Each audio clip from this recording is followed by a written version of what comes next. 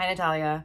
It's Alyssa, obviously. So before I do your chart reading, I wanted to tell you a couple things, and don't worry, you don't have to like feel weird about this. These aren't bad. I want you to know that I'm sorry if it appears that I singled you out when you are a very creative, original creator, and a lot of people do these types of videos, so it can look just a little bit petty or catty, or like that I was against you in any way, shape, or form. A little backstory about that is that I saw that many of my videos had become trends, and I actually went to, this is me, okay, this is me being trolling, because I decided to troll a lot because I was kind of just getting really pissed off at like the whole YouTube culture and just the fact that I had been doing this for so long, and there's so many videos that were mine, and still feeling just like, well, nobody knows who the fuck I am, but they all know my videos, and that was just a weird thing for me. So I was just kind of going through it, lots of shit, Saturn and Aquarius stuff. So I found like the titles of many different videos that were sort of copies of mine, okay, quote unquote, and I changed them. So you aren't the only one that I did that to. There are many out there right now that have had that happen to them and nobody's noticed. I want to say, I don't know if people have been coming to you for a long time about copying my videos or somebody else's or something. I want you to know, I only brought it up 2 days ago. That was the very first time, and I did feel bad, so I deleted it. And I really didn't think that you would see it, not because like, I don't know, like I just didn't really think you would see it. I just really was like in my head, like I was upset about something and I didn't. So I'm like, I'm sorry for that too. Like, I don't want to make you feel like I'm attacking you or sending anyone to attack you. I just, like I said, this has been happening to me so often. So what I want to say to you is that if you really like weren't inspired by my videos and you didn't know who I was and you just were doing your own thing, then that's fine. Like, I can totally accept that, and I'm not worried about it, okay? If you were inspired by me in some way, shape, or form and just didn't bring it up, that's another thing, and that's on you, and I don't even need to know at this point. Because when you came to me, like in my DMs, I actually just thought you were a bad bitch. Like, I was like, you're awesome. Like, that's the first thing that came to my head was like, are you like 45 years old in your brain? Like, you're the smartest person alive. Like, you are incredibly, like, I mean, not just smart, like you're intelligent, but wise. And I'm not trying to gush over you. I'm just trying to tell you, like, that's what I felt. I was like, fuck, Natalia Taylor is better than a lot of people I've met. And in the spiritual community that I'm a part of, I feel like more a part of just the YouTube community as a whole. I don't know exactly. I do feel like you have a lot of mix of videos and all this stuff. You don't have to put any of this shit on your channel that I'm saying to you. This is like really directly for you. So I just wanted you to know, like, before like I even read your chart, that like you're better. And it reminds me of something, and it's this little anecdote from my life. It's like, I grew up in church and I got kicked out for something that happened to me, and I started working at a restaurant with a lot of like drunk people who smoked a lot and did drugs and all that shit. And I was very impressed. It was like the first time ever that like my eyes were open, that there's like a better world outside of like my religious community, that there are people who are kinder, less judgmental, nicer, and more understanding of like what we all go through as people. And so in this sense, it felt very similar, like very Mercury retrograde, solar eclipse throwback shit, but because I mean, I'm old, this happened like a long time ago to me, and it hasn't happened like that again. And it was just almost like, you are better than a lot of these people who practice spirituality for a living, and just by reaching out to me. And I just kind of wanted to like let you know. I'm not gonna cry. I have my Pisces rising, so that happens. I'm not trying to cry if I look like I am. Do I don't know. Anyway, so that's 5 minutes in. This is the part that's for you, and you can totally rip this shred if you want to. I don't care. I know I'm a fucking good astrologer, and I'm excited to read your chart for you because I did glance at it. I'm really bad at reading a chart beforehand because I like to intuitively get to it. It's a part of what I do. Otherwise, my brain starts exploding, or I keep staring at stuff that I don't know. So this is very much off the cuff reading to you. I mean, oh my God, what do I mean? I usually, if I'm reading it before I start to read to you, I'm going to think of things that I think I already told you. And as soon as I get through it, then it's off my brain. So I like to make sure that you get the full brunt of everything that I see first. So I have looked at your chart. I do know some things about you. I've watched videos of you. So that is something. I'm not going into this like completely blind, but I didn't want to really read your chart beforehand because I wanted to see what just jumped out.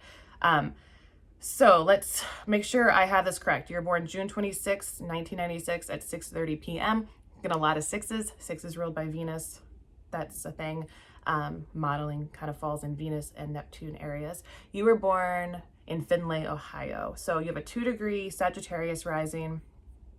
Your sun is in Cancer at 5 degrees and your moon is Scorpio at 8. So you have sun trine moon, which is a very nice aspect, even though the moon in Scorpio is considered in its fall, just kind of a sad placement, but you have a very nicely set up moon. But what this moon can cause is like, depression, addictive behavior, just feeling like a sad girl, but it doesn't necessarily mean that no other moon does that. It just is part of what makes the Scorpio moon in its detriment here. Like, it's not able to necessarily even create from like a happy place. Like, you kind of have to be at a dark place. And why I'm kind of focusing on your moon the most, besides the fact that I love the moon, is that your moon's in a finger of God like formation, which is a Yod formation, finger of fate, with Mars and Saturn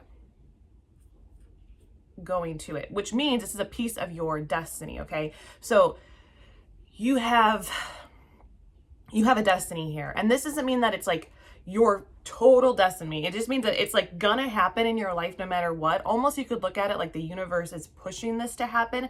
It's making it happen. It has to happen, and you're gonna do it. Like, no matter what you do in your life, this will just kind of happen for you. And the fact that it's in the 11th house, well, 11th shows you a lot about influence, and you are an influencer. You look at the fact that Saturn in Aries, and the ruler of Saturn is Mars, and Mars is in Gemini. So this is a lot of your own self, like you as a person and the things you know. Now, Mars in Gemini in the 7th house with Venus and Mercury, this is a big place for exposing things and exposing the shadow. You actually have a lot of guru energy, which is like dark to light. You know how to bring the dark into the light. That's a big thing that you do, and that is part of what is kind of pushing at your moon. Now, inconjuncts or quincunxes, which make up this finger of God, it's this big arrow to your moon, they are also hard to deal with. They're like rebellious energy. So this would mean that even though this is something that you feel like you have to do, it's kind of like deep inside of you to do it, it's not always easy, and it hasn't always been something that just has worked out for you. Like, it's not like you don't work your ass off to make this happen. But here, your moon in the 11th in conjunction Saturn, it is about you exposing a big part of your life while you're learning about life. And this will kind of show you even what you're known for, but not your end game. Okay, I want to make that clear, because this 11th house really does rule YouTube. Like, it just does. It's if you have a planet in the 11th, a lot of YouTube influencers have a planet in the 11th. I mean, I make YouTube videos, I have a planet in the 11th. And it has a lot to do just with having influence over other people. Now, the 5th house is your creative ability. So the creator influence divide is the 5th to the 11th house. Your 5th house is in Aries, your Saturn's in Aries, your part of fortune's in Aries, and your Mars is in Gemini, conjunct your Venus and Mercury. One, this makes you pretty. You have Venus and Mars together. It doesn't mean that you always believe that you are. So this is why you're able to make fun of yourself. Now, Venus is also retrograde and it's in Gemini. So you just had like a really big moment, okay? Like a big moment the last couple months of just like reevaluating yourself and like going deep inside of yourself, which I know that you do that probably regularly, but it was a bigger moment because it was also your Venus return. Exactly, because Venus is also retrograde. So that was something for you. That took away some element of like a set of your personality that you always believed was true. It kind of took that away. I think there's like a truth about yourself that you believed that is now gone. And I do think it has to do with your confidence a little bit. Just because even it's conjunct the Mars that's ruled Saturn and Aries, and Saturn and Aries is your biggest karmic issue. It's the problem that's going to arise over and over again is learning about yourself, being true to yourself. And even like I have this feeling like being true to yourself, this is part of this finger of God to your moon in the 11th. Is like moon in Scorpio is very mysterious. Like most people don't trust moon in Scorpios, okay? Like like sorry, I was just thinking, because I have seen your Taylor Swift videos, okay? And Taylor Swift, I don't know her moon, but just the idea of like, you know, nobody trusts her, you know, and nobody necessarily is going to trust you, okay? And this is directly kind of relating to you kind of learning about yourself and your own ability to have harmony in your life when you're going through this issue publicly of people not trusting you. And it doesn't mean that they don't trust you as like they don't believe what you're saying. That's not a thing. You have a Sagittarius rising. Your Jupiter's in the 2nd in Capricorn. You actually have stabilization in what you present yourself as. It's that people who get to know you don't necessarily trust you. Okay, and that can be a loss of sense of self, and even a loss of what is that, like loss of sense of self, lots of friendships. Oh my God. So even though your 11th house is also friendships in this community, I would say that you don't necessarily have a lot of friends, and that's actually really good for you because friends influence you in a very negative way, whereas when you are sort of isolated and only around people when it counts and when it matters, then you are in a better position. It's like, this isn't against you at all. This is about your life and what you're meant to do. You're destined to do something, and people take that energy away. And if you look at it, we're like all energy, right? We're all kind of combined and intertwined, and you talk to somebody and you're going to take a piece of their energy and they're going to take a piece of you. You hold hands with someone and you're like connected, you know, like you are best friends with somebody and you're sharing everything. You're sharing a part of their life. And so what I kind of feel happens is that people get really close to you. I mean, you have your sun in the 8th as well. So the sun in the 8th is naturally ruled by Scorpio, but it's in Cancer. So you have this extra nurturing quality when people get close to you. And they see you as water to fill their empty cup. So this means you do attract narcissistic type personalities, gaslighters, somebody who wants to keep you around to take from, which then would lead you to self-medication with your Scorpio moon in the 11th. And in order to maintain those friendships, you have to self-medicate, and you might not even put 2 and 2 together all the time. You might, you are, you know, an adult, so you've probably started to realize certain things about what's happening to you on a regular basis for people around you, and like what they, that maybe it's not like, oh, someone says something to you and then you go and you want to self-medicate in some way. It's more like, I mean, and I don't know how you would self-medicate. There's gonna be like a million different ways that you could do it. But it would just happen naturally. You would just be like, I'm living kind of a downward spiral, and here I really need to be like, I want to be with these people even though they're making me, you know, I don't know. I can't even like put those into words because I feel like it's confusing in your own head. And like I can see it a little bit. There's like this thing, you have this push and this pull, this dark side and this light side. That's really what it is. And so you almost feel like you can't blame other people for your problems when it is almost in fact other people that you should be blaming.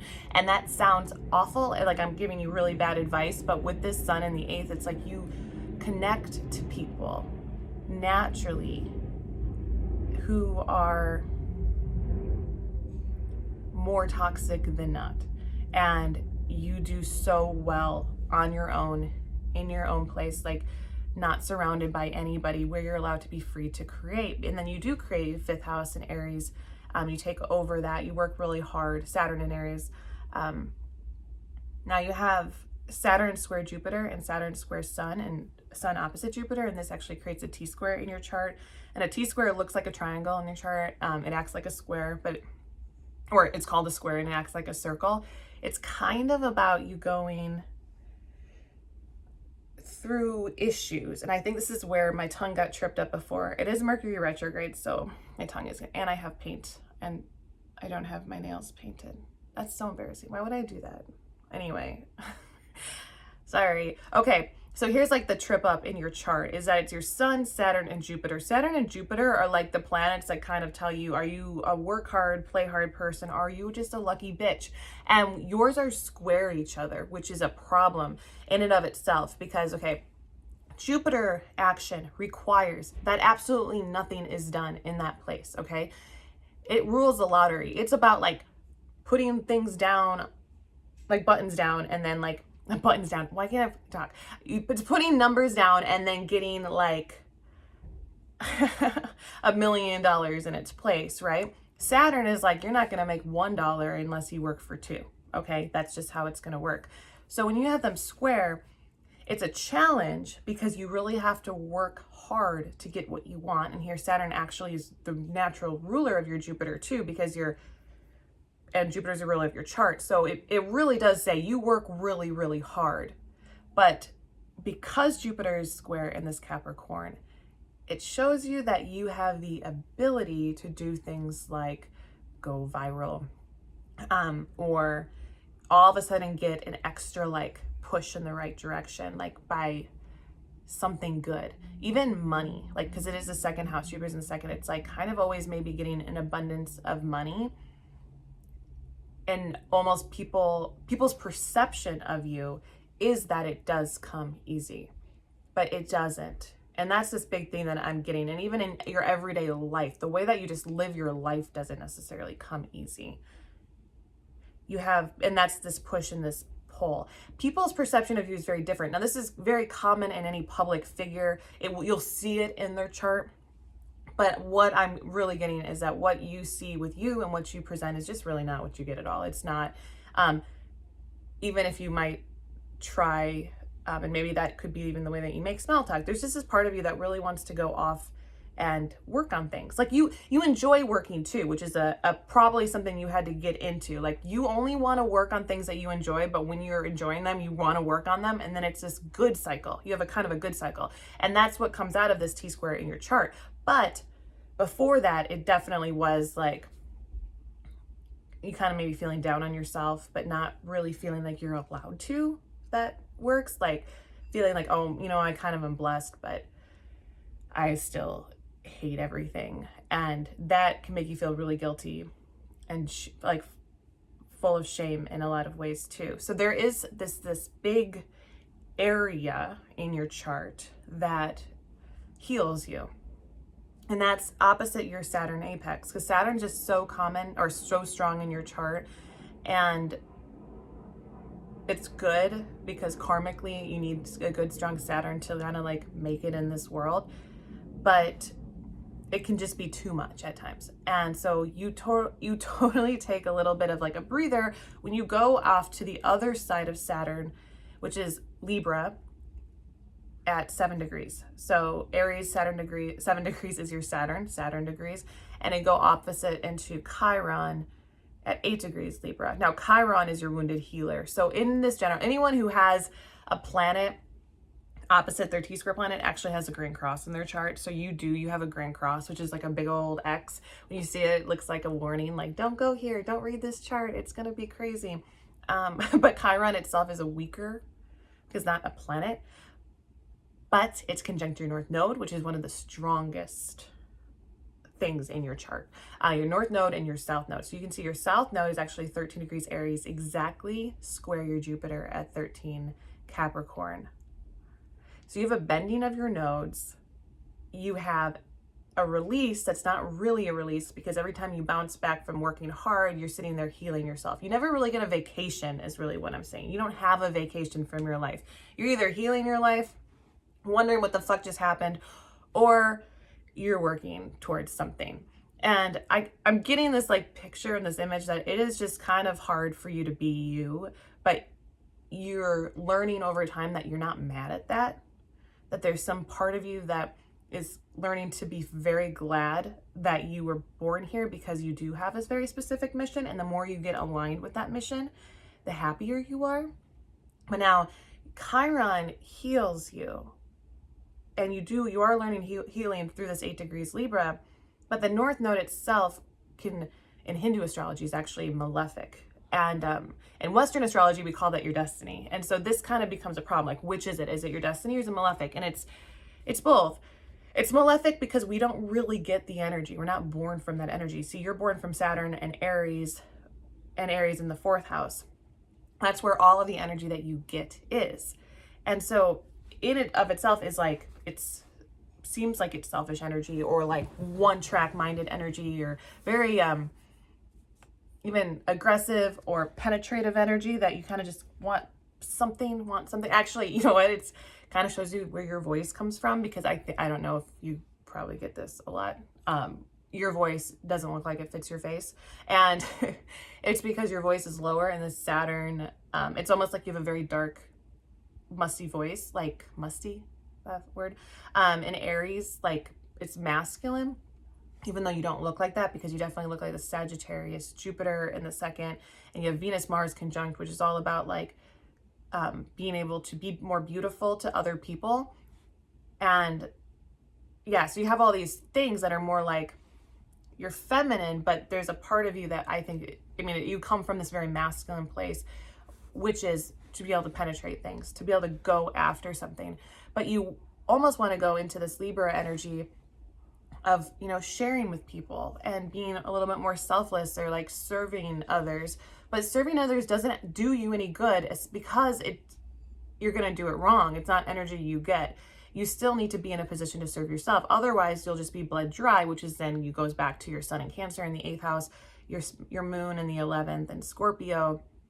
These like parts of you that can become very nihilistic. I think one of your big saviors here is that your Pisces IC makes you very spiritual.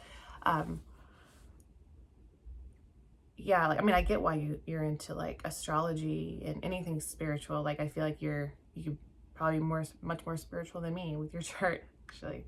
And even that guru energy that you have, that you bring dark to light, and I do feel like at the end of this all, you're going to be a healer of a lot of people. You heal a lot of people because of this ability to bring dark to light, but it only is going to come from your ability to be yourself and have a complete stability in that ability to be stability, and to be selfish. This sounds so bad, and I get this, and this is like, I always say this, I'm like, but women are definitely taught not to be selfish. It's because you have this emotional support system that you need to give to other people, and you should be continuing to give that to people and to care about them and all of this. And I can see that that's in your chart in this way, that it's like, yeah, in your Cancer, it's like you want to give to the world, you want to help them in some way, but you got to do it your way, and by like putting your mask on before you secure the masks of the entire world in this servitude area, like even your Virgo midheaven with Chiron in the 10th in the North Node. You're not going to be on YouTube your whole life. That's kind of an obvious statement right there, so that doesn't really say anything, but I feel like a lot of your soul purpose, it's this Mercury in the 7th, the dark to the light, and even Pluto on your rising. You're meant to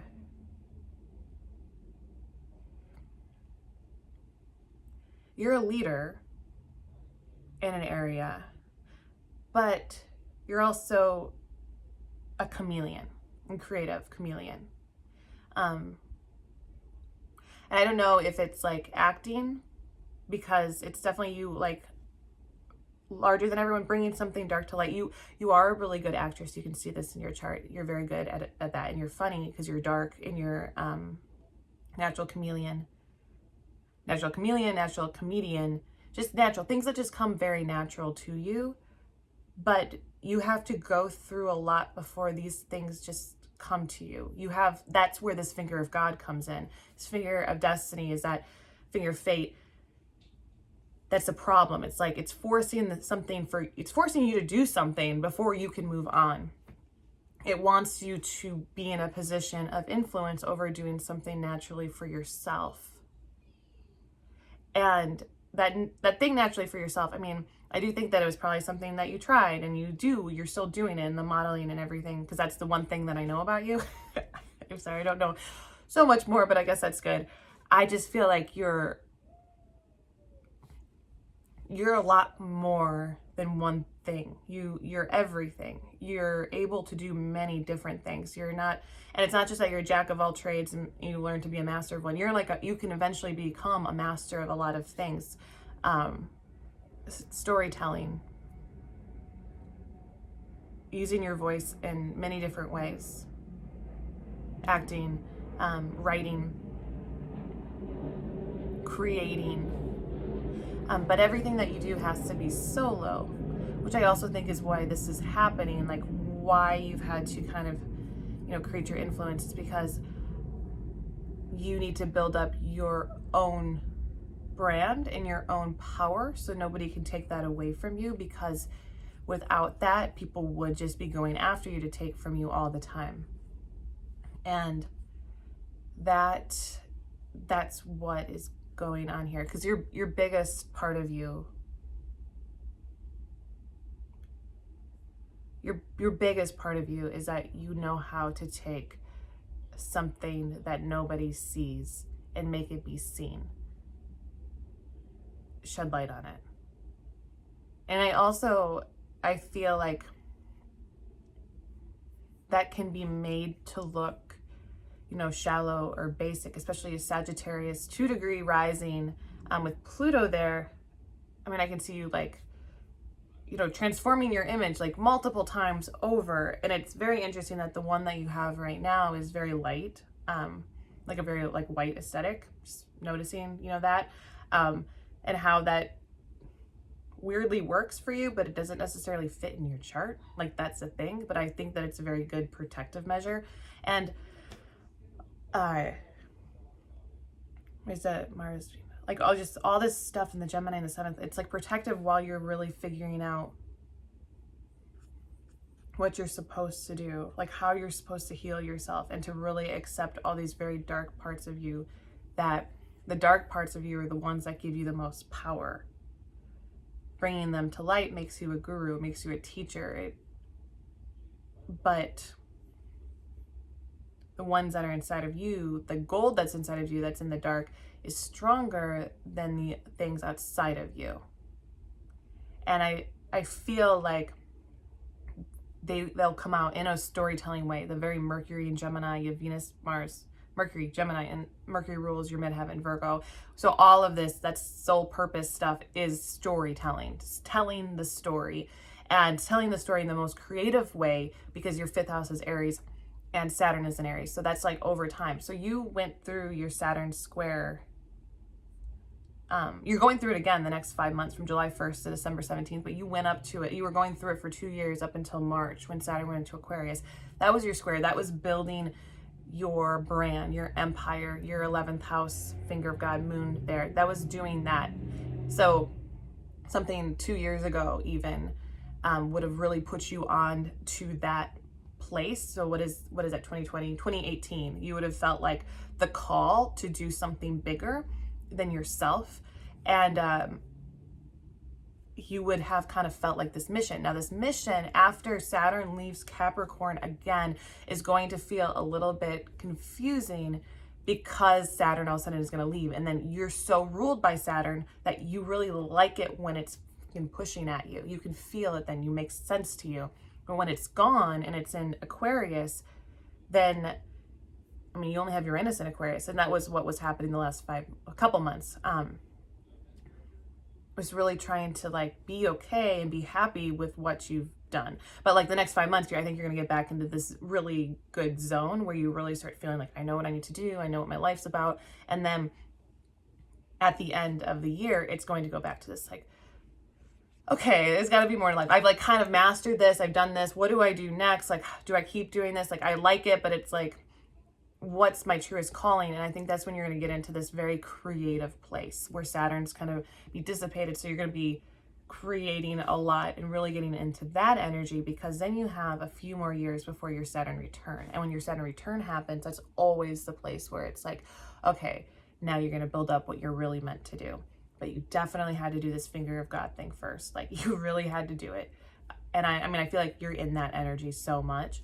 And there still is, when you have your Saturn return, when Saturn's in Aries, so it's like 5 years from now, you're going to get into this, you're going to go right back into this feeling of like pressure and forcing your hand in some way to go after something. And I think that your life is just going to be a series of that, like shifts and transformations, but they're going to be good. And so I would say the one thing that I could tell you at the end of all this is to follow your heart and go with the flow, because your ability to get bigger and bigger and then break down and then find something new and get bigger in that is only going to make it so that when you look back at your life, you've done so much. So enjoy every moment. Every moment matters to you, because what will be in a year from now is not going to be the same as what's right now. And that's where your power lies. And that's where you have wisdom, you have knowledge and the intellect. You have a lot of things going for you. And so it's just about you enjoying the moment and following your heart above all else and not being discouraged and keeping yourself pretty solo. I'm not saying isolation, like you need to be an isolation tank, but keeping people at distance from you. They don't need to be close to you. You don't need to have people, and you don't really need a bunch of best friends, I guess, is the main thing. Anything else I can think of to tell you? And that's really what I got. Anyway, Natalia, I hope you enjoyed this. If you didn't, I guess no harm, no foul, or I'll just have like a million people telling me I'm crazy and stupid. That's all right. That happens all the time anyway. You have a lovely night, and I'll see you later. Bye.